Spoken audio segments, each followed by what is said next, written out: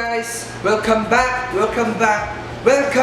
my channel, and today I will be reviewing my Acer Predator Helios 300 after 4 months of usage. And I will be telling you my different opinions on this monster machine. So let's get started. Intro. Wow.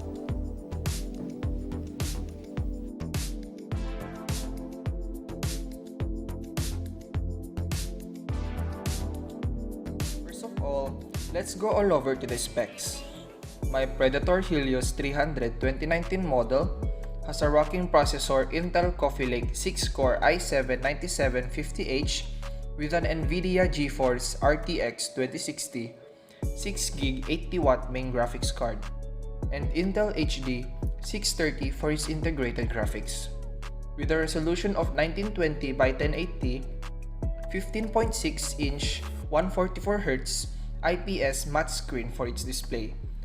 For memory, we have a single stick of 16GB DDR4, 2666 MHz RAM, and for storage, we have one 256 M.2 NVMe for Windows and additional 1TB of SATA hard drive. And lastly, it has a 58Wh battery for portability. Now that's done, let's now go to the review that you've been waiting for.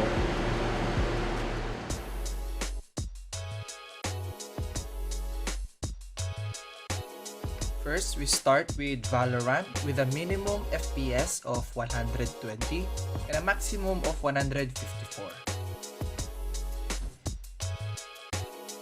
Next up, GTA 5 with the lowest FPS of 47 and the highest FPS of 92 ultra settings. PUBG or PlayerUnknown Battlegrounds has a minimum FPS of 83 with a maximum of 106 FPS.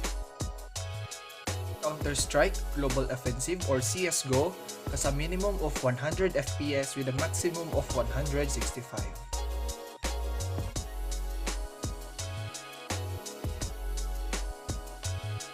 Minecraft Vanilla version has a minimum FPS of 150 with a maximum of 200 FPS.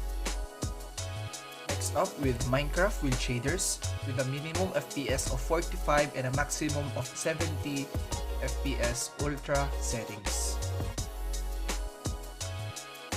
Next on our list is Kerbal Space Program with a minimum FPS of 48 and a maximum of 152 ultra settings.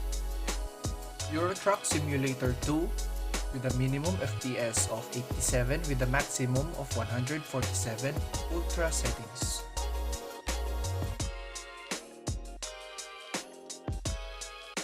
Second to the last is Mafia 3 with a minimum FPS of 55 with a maximum FPS of 63.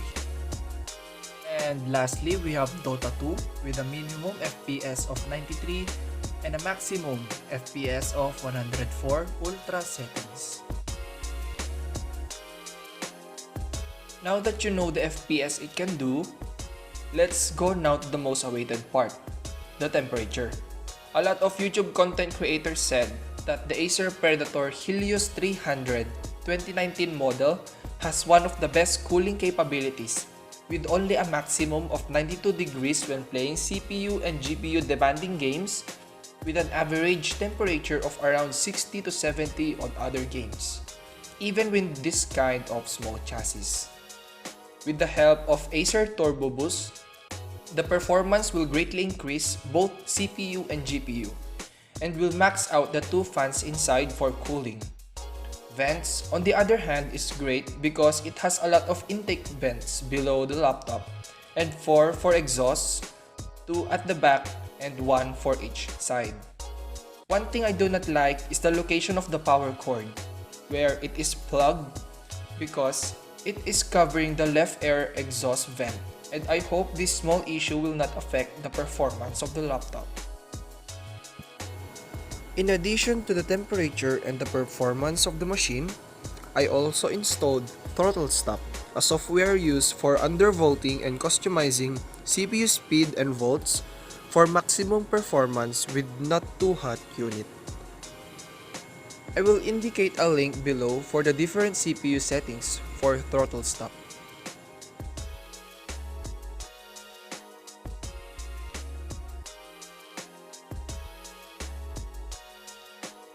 The camera of the Helios 300 is like many gaming laptops on the market. It is so bad. The camera is only a 720p HD webcam, but it is still good for streaming, and hear what it looks like when using the camera. Hello guys, this is the quality of the video and microphone of the laptop, and hear what it sounds like when turning on Turbo Boost.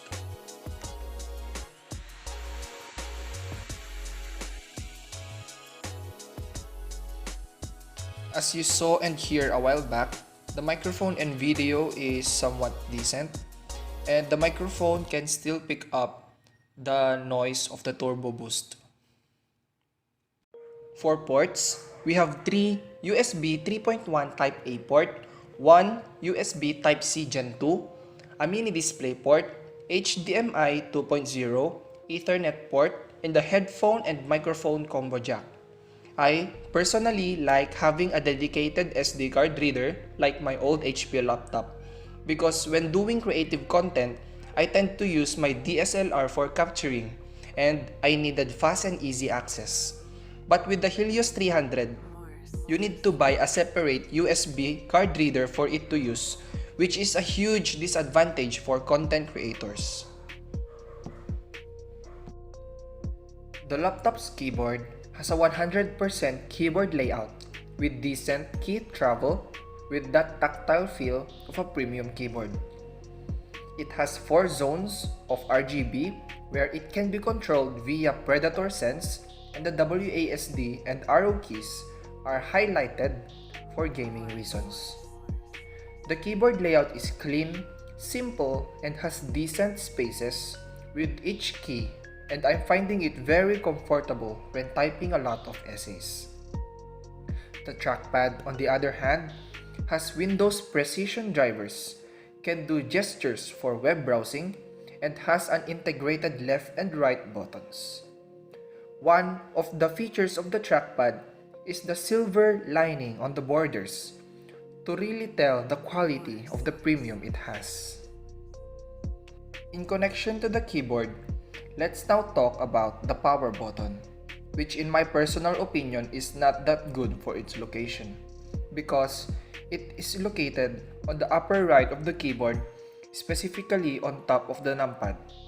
I wish Acer placed the power button in a more independent location, because sometimes when I'm using the multimedia keys beside it, I accidentally press the power button. For the screen when watching movies, especially with a lot of dark contents, I can see fairly amount of backlight bleed in the 4 corners, but I do not mind since it is not that noticeable when viewing dark content. One of the new inventions of Acer in this laptop is the very thin borders that surrounds the screen to make it more compact and not too huge to see. Predator Sense. This is one of my favorite features of the laptop, since I can configure different settings whether it's for performance or cooling in a press of a button, or I can do it too in my smartphone, where Acer has also made a software for it, so I can monitor my laptop's performance and status when I'm away in my desk. Laptop's cooling can be seen below, behind, and the sides of the laptop for maximum cooling with the help of the rubber feet on the Predator for a slightly height increase for the air to flow underneath, and will not make your laptop move around and prone to scratches. The Acer Predator Helios 300 is beautiful and looks simple yet still a gaming laptop.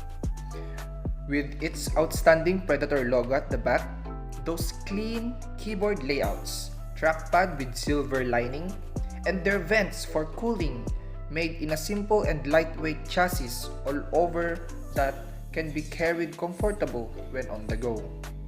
The only problem I have on this laptop is the cleaning part because the laptop is a matte finish and I find it hard to clean and prone to fingerprints even when using a microfiber cloth. Till now, I have no major issue on this device and I hope it lasts for years to come. Now that's done, let's go now to my peripherals.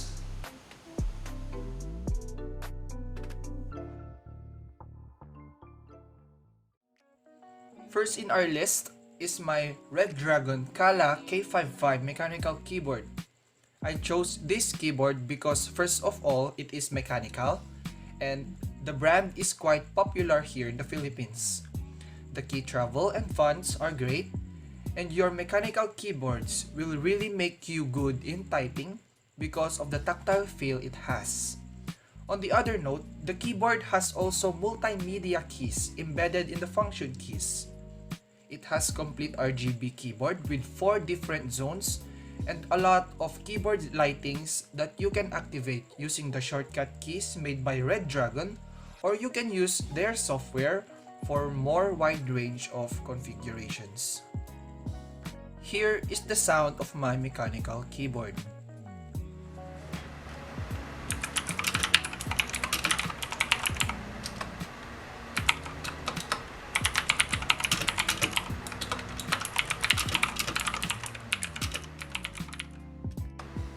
Mouse, one of the most important peripherals when it comes to gaming and productivity.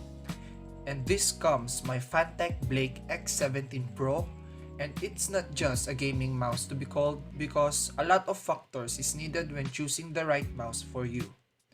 One of the factors I need is the high DPI for wide range of mouse sensitivity and speed. Second is the programmable mouse, where in my case, my mouse has 7 macro buttons configured for different programs in my liking, and how your hands will be comfy on the mouse. And lastly, who does not like RGB, right? Like my keyboard, my mouse also has different modes of RGB lighting for my satisfaction in gaming and productivity. I chose this mouse over others because my recent mouse was also a Fantech, and it's called the X5S Zeus, an older model which lasts 2 years and broke down due to daily use with the same features. For additional cooling, I bought a laptop cooler, specifically the Titan Zeus gaming cooler, for additional airflow in order for the laptop to work and breathe better. It has 3 different height adjustability: height 1, height 2, height 3, and height 4 to improve my posture when using the laptop. A blue LED for that gaming feel, and lastly, the laptop stopper whenever the laptop is placed at an angle for it not to fall. Second to the last is my Acer Predator League gaming chair that came with my laptop, where it's my first time having a gaming chair, and I can tell you that it made my posture better. I feel more comfortable gaming and doing productivity for hours. I can recline, but it's not permanent and will retract back. It can do a 360 turn. It has height adjustment to find that perfect spot for long sessions without compromising comfort. Last on my list is my headset, and it's called the Fantech HG15 Captain. Baka naman Fantech, sponsor dyan! I chose this headset because it has 7.1 surround sound, where it is a critical factor when playing games such as Valorant in order to know where the enemy is located. And for music, it has really good bass and good music output quality, where you can really feel the music vibe go inside of you. And lastly, who does not like RGB again, right? Well, we have reached the end, guys. And before that, please hit that like and share button. And I would really appreciate it if you subscribe to my channel and hit that notification bell icon. Thank you guys for watching and see you guys in another video. Cheers! JC on the track, boy.